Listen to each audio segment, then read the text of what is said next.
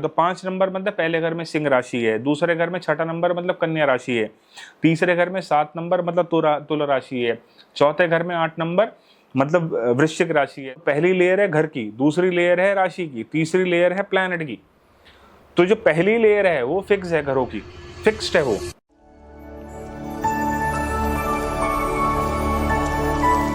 Welcome. आज हम समझेंगे कि कुछ लोगों को ना बड़ी कंफ्यूजन रहती है कि उनका जो बर्थ चार्ट है उसमें जो नंबर्स लिखे रहते हैं। देखो 12 घर हैं तो 12 घरों में कोई ना कोई नंबर लिखा रहता है। कई बार पहले घर में 1 नंबर लिखा रहता है, कई बार उसी पहले घर में 12 नंबर लिखा रहता है। कुछ लोगों को ये कन्फ्यूजन रहता है कि मेरी राशि क्या है, खासतौर से जो ज्योतिष में, एस्ट्रोलॉजी में बड़े बिगिनर्स हैं। देखो जिन लोगों को ज्योतिष आता है वो लोग इस बात को बड़ी आसानी से समझ जाएंगे। मेरा प्रयास है कि भी मैं अपने इस चैनल के माध्यम से आप लोगों को एस्ट्रोलॉजी समझा पाऊँ, एस्ट्रोलॉजी के ट्रेड समझा पाऊँ, ज्योतिष को समझा पाऊँ कि एक आम इंसान एक बर्थ चार्ट को कैसे देख सकता है। तो अब हम समझते हैं कि जो बर्थ चार्ट होता है उसमें जो राशियां हैं वो कैसे काम करती हैं।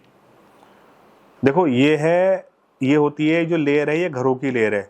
जैसे ये फर्स्ट हाउस है और ये सेकंड हाउस है, ये थर्ड हाउस है, फोर्थ है, फिफ्थ है, सिक्स्थ है, सेवन्थ है, एट्थ है, नाइन्थ है, 10th है, 11th है और 12th है। ये घरों के बारे में मैंने एक डिटेल्ड वीडियो भी बनाया है कि जो कुंडली में 12 घर होते हैं वो किस तरीके से काम करते हैं। हमारा आज का जो टॉपिक है वो ये है कि कुंडली में, हमारे बर्थ चार्ट में जो नंबर्स होते हैं, जो राशियां होती हैं, उसको कैसे देखते हैं। तो देखो ये है पहला घर, तो कई बार इसी पहले घर में 1 नंबर दिखा रहता है और फिर इसी के क्रम में आगे बढ़ता रहता है। यहाँ 2 नंबर, 3 नंबर, 4 नंबर, 5 नंबर, 6, 7, 8, 9, 10, 11, 12 ऐसे नंबर लिखे रहते हैं।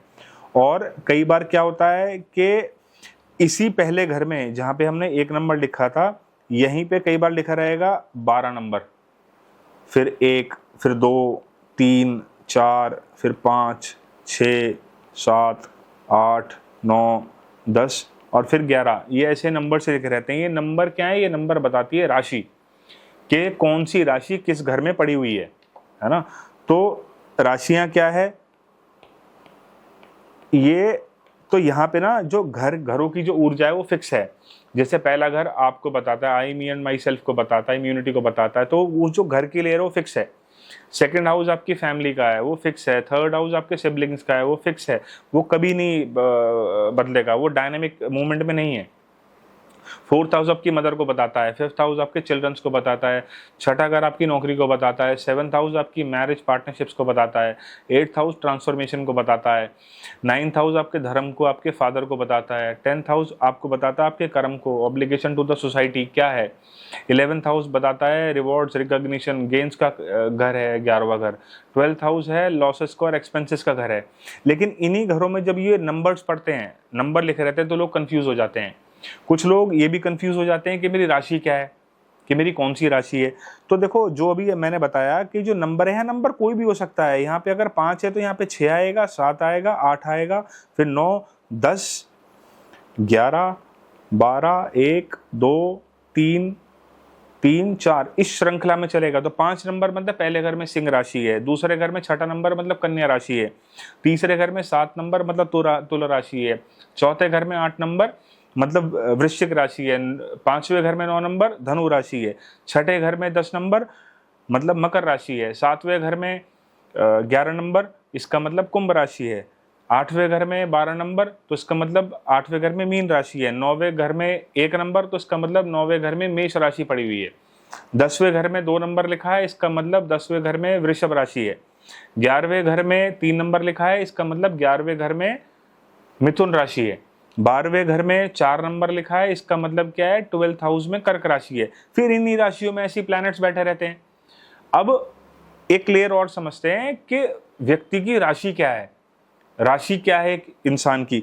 तो चंद्रमा, मून आपका जिस भी राशि में होगा वो आपकी राशि होगी। सपोज यहाँ पहले घर में सिंह राशि है और यहाँ पे मून है तो इसका मतलब आपकी सिंह राशि है। अगर यहाँ पर मून है तो इसका मतलब आपकी कन्या राशि है। अगर यहाँ पर मून है तो इसका मतलब आपकी तुला राशि है। अगर यहाँ पर मून है तो आपकी वृश्चिक राशि है। देखो इस कंफ्यूजन में मत रहना कि कौन से घर में है। किस घर में चंद्रमा है इससे हमारा कोई मतलब नहीं है। राशि के संदर्भ में किस राशि में चंद्रमा बैठा है वो हमारे लिए इंपॉर्टेंट है, वहां से आपकी राशि बनेगी।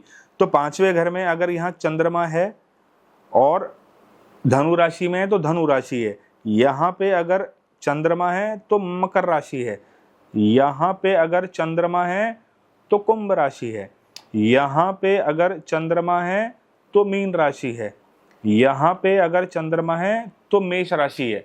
जैसे क्योंकि शनि आपके देखोगे, शनि कहाँ पे है अभी, सैटर्न जो है वो इस वक्त यहाँ पे गोचर कर रहा है, ये सैटर्न अभी ट्रांजिट में।